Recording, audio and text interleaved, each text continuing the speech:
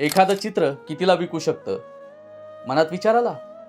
एखादा ₹1,00,000, 10,00,000, 50,00,000, 1,00,00,000, 10,00,00,000, 50,00,00,000, अहो त्यापेक्षा जास्त 167 कोटीला पेंटिंग विकली गेलेली आहे. ती पेंटिंग आहे राजा रवी वर्मा यांची.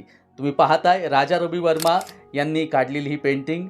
माता यशोदा दूध काढते आहे आणि कृष्ण लल्ला त्या ठिकाणी दूध मागतो आहे. ही पेंटिंग 167 कोटीला सॅफ्रॉन आर्ट मुंबई या ठिकाणी विकली गेली.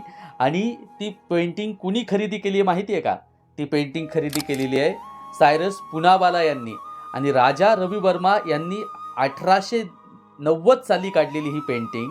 आणि त्यांनी असंख्य पेंटिंग काढल्या देवी देवतांच्या. माता सरस्वती असेल, त्याचबरोबर विष्णू भगवानांचं चित्र असेल, किंवा रामायणातली, कृष्ण लीलेतली असंख्य चित्र त्यांनी काढली.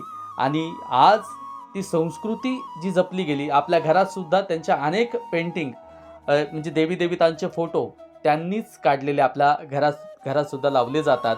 आणि तुम्हाला काय वाटतंय का भारतीय चित्रकाराचं सध्या भारतात सर्वात जास्त किमतीला विकलं गेलेलं चित्र म्हणून त्या चित्राचं रेकॉर्ड सुद्धा झालेलं आहे. कृष्ण आणि यशोदा माता ही पेंटिंग आहे. हा व्हिडिओ तुम्हाला आपल्या प्रत्येक आर्टिस्ट मित्रापर्यंत पोहोचवा. आपल्या घरातला छोटा बच्चा चित्र काढणारा असतो, त्याला आपण रोखतो, पण ते न रोखता पेंटिंगसुद्धा एक करिअर बनू शकतं. हे राजा रवी वर्मा यांच्या पेंटिंगच्या माध्यमातून नक्कीच कळतं. हा व्हिडिओ तुम्हाला कसा वाटला, कुठून तुम्ही पाहताय हेही सांगा. आणि हा व्हिडिओ संपूर्ण भारतभर, महाराष्ट्रभर पोहोचवा. आपला मित्र उदय भिस्से पाटील. जय जिजाऊ, जय शिवराय. धन्यवाद बांधवांना.